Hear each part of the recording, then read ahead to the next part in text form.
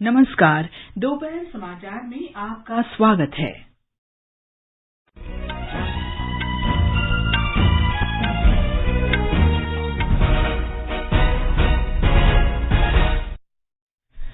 राष्ट्रपति द्रौपदी मुर्मू ने मेघालय और नागालैंड को जोड़ने वाली यात्री रेलगाड़ी को रवाना किया। प्रवर्तन निदेशालय ने धन शोधन मामले में दिल्ली के कई स्थानों पर छापे मारे। केंद्रीय पेट्रोलियम और प्राकृतिक गैस मंत्री हरदीप सिंह पुरी ने जयपुर में 5वें दक्षिण एशियाई भूविज्ञान सम्मेलन GEO इंडिया 2022 का उद्घाटन किया। सितंबर में थोक महंगाई दर घटकर 10.7% पर और खाद्य मुद्रास्फीति घटकर 8.08% पर आई। वित्त मंत्री निर्मला सीतारामन ने कहा, भारत 5G स्वदेशी प्रौद्योगिकी अन्य देशों को देने की स्थिति में। ऑस्ट्रेलिया के कई राज्यों में आई बाढ़ में फंसे लोगों को निकालने का काम जारी। मिस्र के काहिरा में ISSF विश्व निशानेबाजी चैंपियनशिप में भारत ने कांस्य पदक जीता और भुवनेश्वर में फीफा महिला अंडर-17 विश्व कप में आज भारत का सामना मोरक्को से।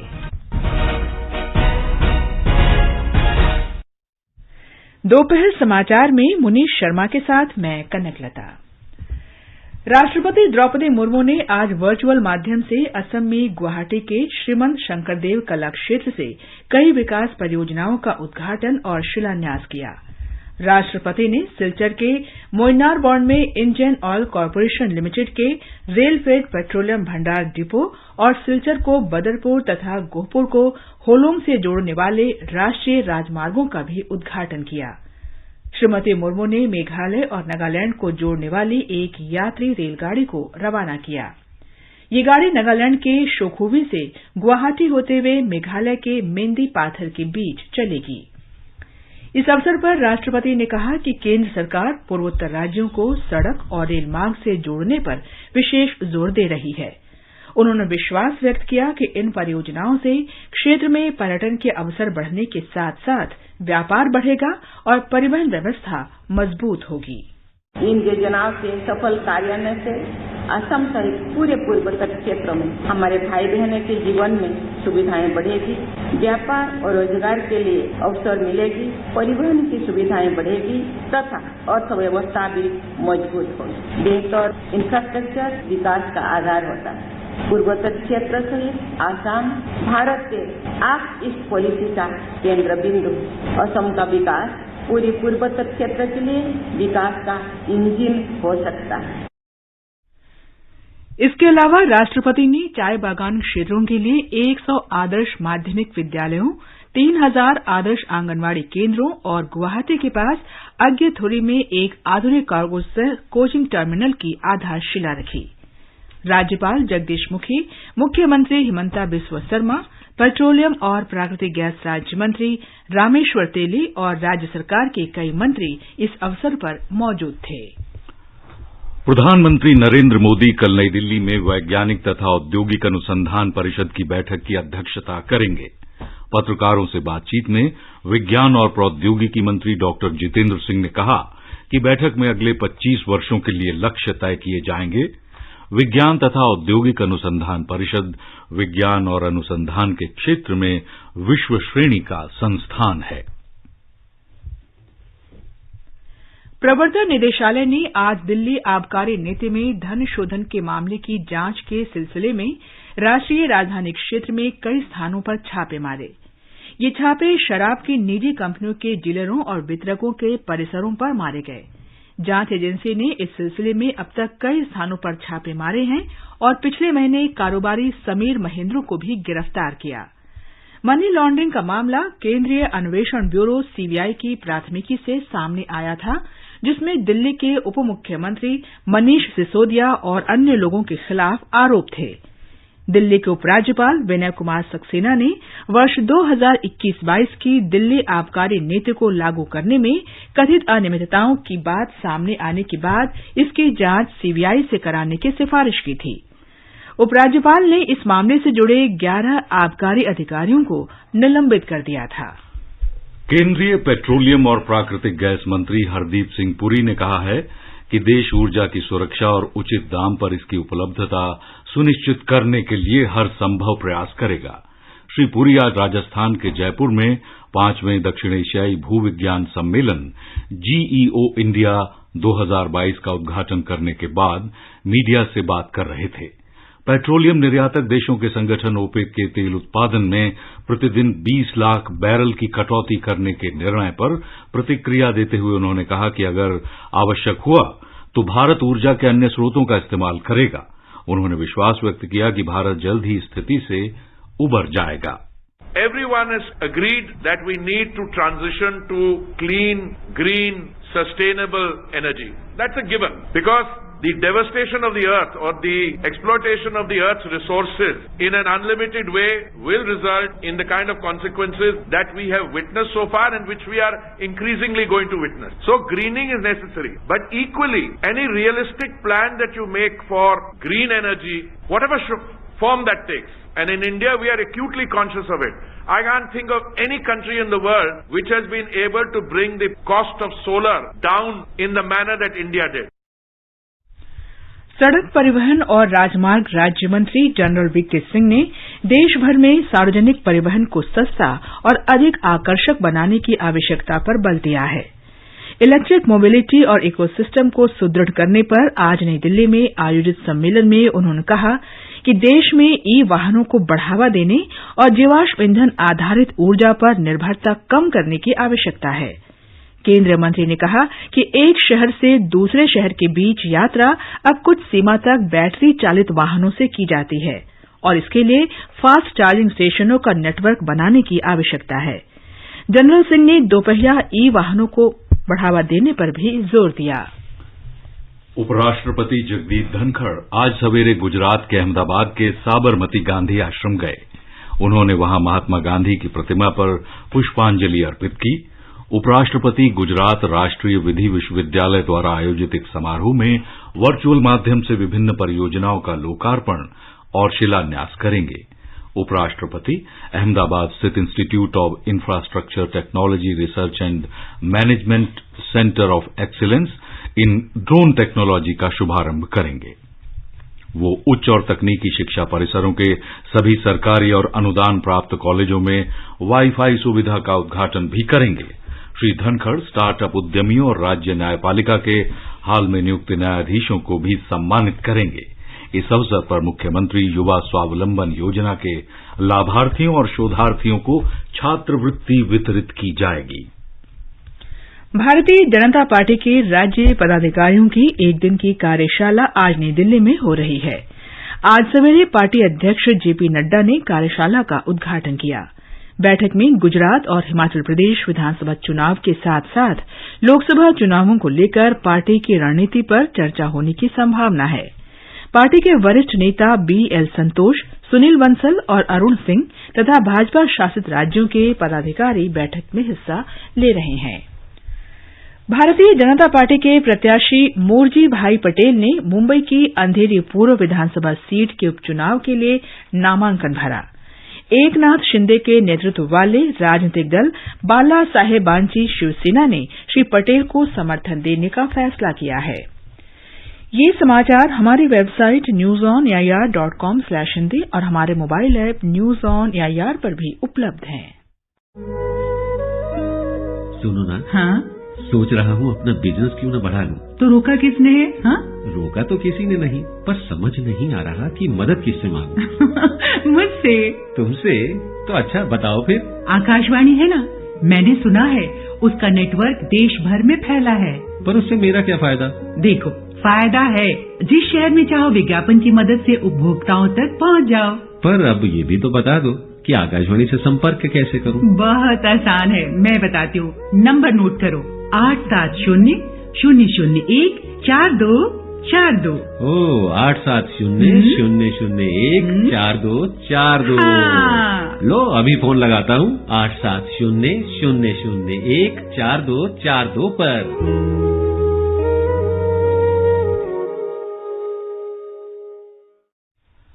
दोपहर समाचार में आपका फिर स्वागत है। वित्त मंत्री निर्मला सीतारामन ने कहा है कि 5G प्रौद्योगिकी पूरी तरह स्वदेशी है। वॉशिंगटन में आधुनिक अंतर्राष्ट्रीय अध्ययन के जॉन्स हॉपकिंस स्कूल में विद्यार्थियों से संवाद में उन्होंने ये बात कही। वित्त मंत्री ने कहा कि भारत अब स्थिति में है कि वो अन्य देशों को 5G प्रौद्योगिकी उपलब्ध करा सकता है। उन्होंने कहा कि ये प्रौद्योगिकी कहीं से आयातित नहीं है, इसे देश में ही तैयार किया गया है। The 5G that we've launched in our country is completely indigenous, standalone. There could be some critical parts coming from countries like Korea, so completely indigenous technology that we can now provide 5G for countries which they want, with whoever wants it. So our 5G is not imported from somewhere else, it's our own product. And the spread of it is also rapid. You've had private companies which have made these 5G products themselves, have very clearly said, by this year end a certain amount of primary locations, by 24 end, most of the country will be covered. वित्त मंत्री ने कहा कि प्रौद्योगिकी का इस्तेमाल कर भारत सुशासन के जरिए उपलब्धियां हासिल कर रहा है। भारत ने यमन में परस्पर विरोधी पक्षों के बीच संघर्ष विराम को आगे बढ़ाने पर सहमत न होने पर निराशा व्यक्त की है। यमन सरकार और हैती विद्रोहियों के बीच संघर्ष विराम 2 अक्टूबर को समाप्त हो गया था। संयुक्त राष्ट्र में भारत के स्थायी प्रतिनिधि रुचिरा कंबोज ने संघर्ष का स्थायी समाधान शांतिपूर्ण बातचीत के जरिए ही निकालने की बात कही थी। उन्होंने ये बात यमन के मुद्दे पर संयुक्त राष्ट्र सुरक्षा परिषद की बैठक में कही। भारत ने यमन की एकता और वहां के लोगों के प्रति एकजुटता के अपने संकल्प को दोहराया है। सुश्री कंबोज ने सभी पक्षों से संघर्ष विराम को जारी रखने और भड़काने वाली तथा किसी सैन्य कार्रवाई से दूर रहने को कहा है, जिससे यमन में शत्रुता को समाप्त किया जा सकता है। विधि और न्याय मंत्रालय आज से गुजरात के एकता नगर में कानून मंत्रियों और सचिवों का अखिल भारतीय सम्मेलन आयोजित कर रहा है।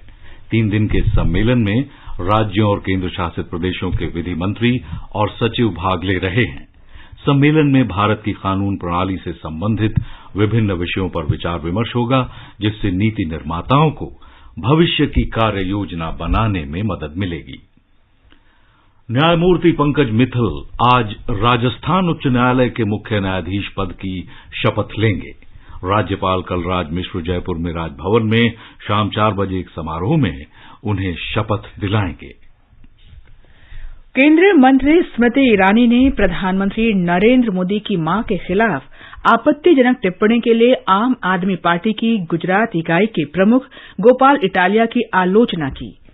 नई दिल्ली में आज मीडिया से बातचीत में श्रीमती ईरानी ने कहा, मैं अरविंद केजरीवाल जी से साफ कहना चाहती हूँ, राजनीतिक हार गुजरात में आम आदमी पार्टी का यही भविष्य आगामी चुनाव में होने वाला है। आपने प्रधान सेवक की मां का अपमान नहीं किया, आपने गुजरात की एक 100 वर्षीय महिला का अपमान मात्र इसलिए किया क्योंकि उनका बेटा आपकी राजनीतिक मंशाओं को पूर्ण होने नहीं दे रहा। मैं अरविंद केजरीवाल जी से साफ आज कहना चाहती हूँ, गुजरात और गुजराती आम आदमी पार्टी को न्याय दिलाएगा और आम आदमी पार्टी गुजरात के चुनाव में ध्वस्त होगी, ये संकल्प गुजरात और गुजरातियों का है।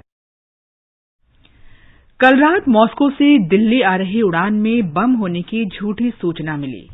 उड़ान संख्या SU-232 में 386 यात्री और चालक दल के 16 सदस्य सवार थे। विमान को दिल्ली हवाई अड्डे पर सुरक्षित उतारा गया। विमान की जांच में अभी तक कोई बम नहीं मिला है। दिल्ली पुलिस ने कहा है कि जांच जारी है। आगे बढ़ने से पहले मुख्य समाचारों पर एक नजर। राष्ट्रपति द्रौपदी मुर्मू ने मेघालय और नागालैंड को जोड़ने वाली यात्री रेलगाड़ी को रवाना किया। प्रवर्तन निदेशालय ने धन शोधन मामले में दिल्ली के कई स्थानों पर छापे मारे। केंद्रीय पेट्रोलियम और प्राकृतिक गैस मंत्री हरदीप सिंह पुरी ने जयपुर में 5वें दक्षिण एशियाई भू विज्ञान सम्मेलन GEO इंडिया 2022 का उद्घाटन किया। सितंबर में थोक महंगाई दर घटकर 10.7% पर और खाद्य मुद्रास्फीति घटकर 8.08% पर आई। वित्त मंत्री निर्मला सीतारामन ने कहा, भारत 5G स्वदेशी प्रौद्योगिकी अन्य देशों को भी देने की स्थिति में। ऑस्ट्रेलिया के कई राज्यों में आई बाढ़ में फंसे लोगों को निकालने का काम है जारी। मिस्र के काहिरा में ISSF विश्व निशानेबाजी चैंपियनशिप में भारत ने जीता है कांस्य पदक और भुवनेश्वर में फीफा महिला अंडर 17 विश्व कप में आज भारत का मुकाबला मोरक्को से। थोक मूल्य सूचकांक पर आधारित मुद्रास्फीति सितंबर महीने में कम होकर 18 महीने के निचले स्तर 10.7% पर आ गई। अगस्त में थोक महंगाई दर 12.41% पर थी। वाणिज्य और उद्योग मंत्रालय के आज जारी आंकड़ों के अनुसार खाद्य पदार्थों की कीमतों में कमी के कारण थोक मुद्रास्फीति में कमी आई है। खाद्य मुद्रास्फीति पर आधारित थोक महंगाई दर इस वर्ष अगस्त के 9.93% के मुकाबले सितंबर में घटकर 8.08% पर आ गई। देश में अब तक 219 करोड़ 21 लाख से अधिक कोविड रोधी टीके लगाए जा चुके हैं। स्वास्थ्य और परिवार कल्याण मंत्रालय ने बताया कि कल 5,93,000 से अधिक टीके लगाए गए। कल 2,678 लोगों में कोरोना संक्रमण की पुष्टि हुई थी। देश में इस समय 26,000 से अधिक कोविड संक्रमित लोगों का उपचार चल रहा है और स्वस्थ होने की दर है 98.76%। आकाशवाणी आज मतदाता जागरूकता कार्यक्रम मतदाता जंक्शन की दूसरी कड़ी का प्रसारण करेगा। ये कार्यक्रम आकाशवाणी के FM गोल्ड चैनल पर शाम 7:25 से 7:40 तक सुना जा सकता है। कार्यक्रम का मुख्य विषय है the power of one vote, एक वोट की ताकत। ये कार्यक्रम देश भर में 23 भाषाओं में प्रसारित किया जा रहा है। जब जुड़े लोग से लोग वोट से वोट बने तब लोकतंत्र का सिस्टम जब जुड़े लोग से लोग वोट से वोट बने तब लोकतंत्र का सिस्टम मतदाता जुड़ते जाए बने तब ऐसा नया कनेक्शन मतदाता जुड़ते जाए बने तब ऐसा नया कनेक्शन मतदाता जंक्शन मतदाता जंक्शन मतदाता जंक्शन मतदाता जंक्शन। भारत का सबसे बड़ा लोक सेवा प्रसारक आकाशवाणी समाचार आजाद भारत की बात आकाशवाणी के साथ श्रृंखला में स्वतंत्रता के 75 वर्ष पूरे होने का उत्सव मना रहा है। इस कार्यक्रम में आकाशवाणी के माध्यम से जीवन के विभिन्न क्षेत्रों में स्वतंत्रता के बाद भारत की विकास यात्रा के बारे में जानकारी दी जाती है। और आज की कड़ी में हम बात करेंगे वैश्विक मंच पर भारत के बढ़ते महत्व के बारे में।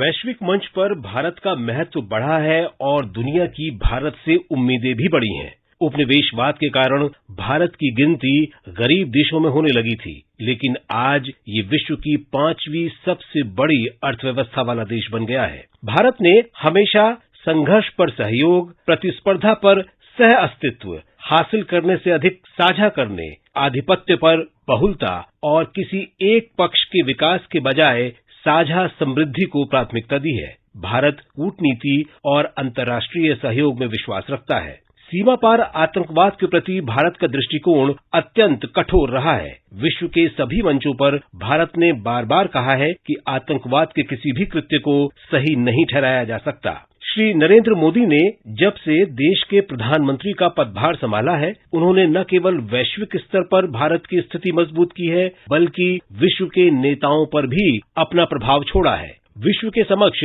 कोविड महामारी जैसी अभूतपूर्व चुनौती के दौरान भारत ने कई मुद्दों को तत्परता से हल करने में महत्वपूर्ण भूमिका निभाई। प्रधानमंत्री मोदी ने कहा कि वैक्सीन मैत्री कार्यक्रम के माध्यम से भारत ने 100 से अधिक देशों की सहायता की है। कोरोना जैसी वैश्विक महामारी में हम सबने और दुनिया ने भारत का सामर्थ्य देखा है। सदी की इस सबसे बड़ी आपदा में ग्लोबल सप्लाई चेन्स में इतना बड़ा डिस्ट्रप्शन हुआ, फिर युद्ध ने भी इस संकट को और बढ़ा दिया। इन सबके बीच भी भारत आज ग्रोथ के एक बड़े केंद्र के रूप में उभर रहा है। अपनी वैक्सीन तैयार की, इतनी वैक्सीन बनाई, भारत ने दुनिया के 100 से अधिक देशों को भी वैक्सीन भेजी है।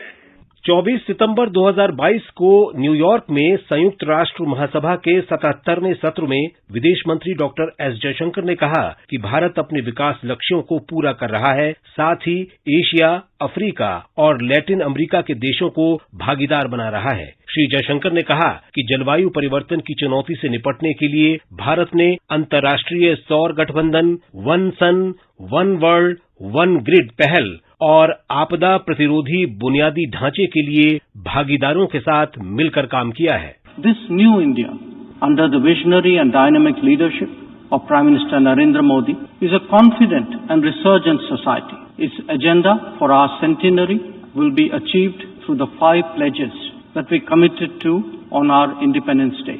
1. We are resolved to make India a developed country in the next 25 years for the world that creates more capacities for global good. 2. We will liberate ourselves from a colonial mindset. Externally, this means reformed multilateralism and more contemporary global governance. 3. Our rich civilizational heritage will be a source of pride and of strength. This includes care and concern for the environment, so ingrained in our traditional ethos. 4. We will promote greater unity and solidarity. This expresses a coming together on global issues such as terrorism, pandemics, or the environment. And 5, we will instill consciousness of duties and responsibilities. This applies to nations as much as it does to citizens. These 5 pledges affirm our age-old outlook that sees the world as one family. We believe that national good and global good can be entirely in harmony. संयुक्त राष्ट्र ने विचारशील नेतृत्व और विकासशील देशों के बीच सहयोग बढ़ाने की प्रतिबद्धता के लिए भारत की सराहना की है। पिछले 75 वर्षों में भारत की विकास यात्रा अन्य विकासशील देशों के समक्ष कई आदर्श प्रस्तुत करती है। डिजिटल कनेक्टिविटी, वित्तीय समावेशन या फिर 2 अरब से अधिक टीकाकरण जैसी चुनौतियों का समाधान भारत ने प्रस्तुत किया है और इन समाधानों को अन्य विकासशील देशों के साथ साझा करने के लिए हमेशा तैयार है। Ukraine, Afghanistan, Myanmar, Sudan, Yemen और श्रीलंका जैसे सभी भागीदार मित्र देशों को भारत ने मानवीय सहायता प्रदान की है।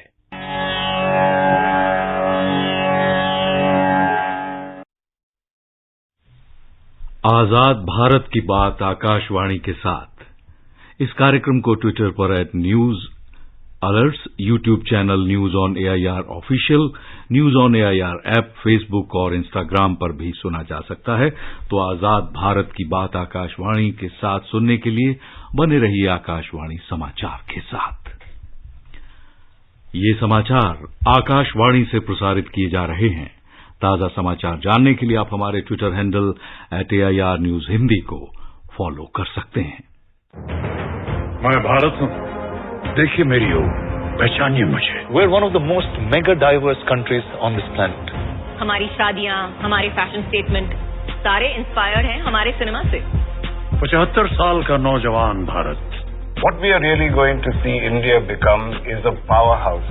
India 2.0. The Journey of India 14 अक्टूबर से प्रत्येक शुक्रवार शाम 7 बजे हिंदी में और रात 10 बजे अंग्रेजी में DD नेशनल पर। ये आकाशवाणी है। ऑस्ट्रेलिया में विक्टोरिया, न्यू साउथ वेल्स और तस्मानिया प्रांतों में अत्यधिक वर्षा से बाढ़ में फंसे लोगों को निकाला जा रहा है। देश के कई हिस्सों में 24 घंटे के भीतर इस महीने औसत से 3 गुना अधिक वर्षा हुई है। मीडिया की खबरों के अनुसार 500 घरों में बाढ़ का पानी घुस गया है। एक व्यक्ति की मौत हो गई है और एक अन्य व्यक्ति लापता है।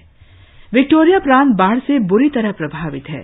इस वर्ष ऑस्ट्रेलिया में व्यापक पैमाने पर बाढ़ के कारण 20 से अधिक लोग मारे गए हैं। प्रधानमंत्री नरेंद्र मोदी ने इस साल राष्ट्रीय खेलों में भाग लेने वाले सभी एथलीटों को शुभकामनाएं दी हैं और पदक विजेताओं को बधाई भी दी है। राष्ट्रीय खेलों की शानदार सफलता पर प्रधानमंत्री ने कहा है कि सभी एथलीटों ने खेलों से संबंधित बुनियादी ढांचे की सराहना की। उन्होंने कहा कि इन खेलों का आयोजन प्लास्टिक कचरा कम करने, इन्हें दोबारा इस्तेमाल में लाने योग्य बनाने और स्वच्छता बढ़ाने को लेकर जागरूकता फैलाने के लिए भी याद रखा जाएगा। मिस्र के काहिरा में विश्व निशानेबाजी चैंपियनशिप में भारत ने महिलाओं की 25 मीटर जूनियर पिस्टल टीम स्पर्धा में कांस्य पदक जीता है। स्पर्धा का स्वर्ण चीन ने जीता, जबकि दक्षिण कोरिया को रजत पदक मिला। फीफा महिला अंडर 17 विश्व कप में आज भारत का सामना मोरक्को से होगा। मैच भुवनेश्वर के कलिंगा स्टेडियम में रात 8 बजे से खेला जाएगा। और अब आज का संस्कृति संदेश। आज संस्कृति संदेश केंद्रित है भारतीय स्वतंत्रता संग्राम के प्रमुख क्रांतिकारी लाला हरदयाल पर। लाला हरदयाल का जन्म 14 अक्टूबर 1884 को दिल्ली में गुरुद्वारा शीशगंज के पास एक कायस्थ परिवार में हुआ था। उनकी आरंभिक शिक्षा कैम्ब्रिज मिशन स्कूल में हुई। इसके बाद उन्होंने दिल्ली के सेंट स्टीफेंस कॉलेज से संस्कृत में स्नातक किया। बाद में लाहौर के पंजाब विश्वविद्यालय से संस्कृत में एमए किया। छात्रवृत्ति मिली तो आगे पढ़ने के लिए लंदन चले गए और सन 1905 में ऑक्सफोर्ड विश्वविद्यालय में प्रवेश ले लिया। इसी दौरान उनका क्रांतिकारियों से संपर्क हो गया। 1908 में वे भारत वापस लौट आए। सरकारी दमन चक्र फिर चला तो लाला हरदयाल पेरिस चले गए और जिनेवा से निकलने वाली मासिक पत्रिका वंदे मातरम का संपादन करने लगे। लाला हरदयाल ने उधर अमेरिका में तो भाई परमानंद ने इधर भारत में क्रांति की अग्नि को प्रचंड किया। इसका परिणाम ये हुआ कि दोनों ही गिरफ्तार कर लिए गए, परंतु हरदयाल जी बड़ी चतुराई से स्विट्जरलैंड पहुंच गए और जर्मनी के साथ मिलकर भारत को स्वतंत्र कराने के प्रयास करने लगे। लंदन में रहते हुए उन्होंने कई ग्रंथों की रचना की, जिनमें डॉक्ट्रिन्स ऑफ बोधिसत्व नामक शोधपूर्ण पुस्तक भी थी, जिस पर लंदन विश्वविद्यालय ने उन्हें पीएचडी की उपाधि प्रदान की। इसी समय उनकी कालजयी कृति हिंट्स फॉर सेल्फ कल्चर छपी। उनकी अंतिम पुस्तक थी 12 रिलीजन्स एंड मॉडर्न लाइफ। कई बार प्रयास करने के बाद 1938 में उन्हें भारत आने की अनुमति तो मिल गई, किंतु स्वदेश लौटते समय 4 मार्च 1939 को रास्ते में अमेरिका के फिलाडेल्फिया में उनकी रहस्यमय मृत्यु हो गई। आज भी हर भारतीय के मन में उनके प्रति श्रद्धा के भाव हैं।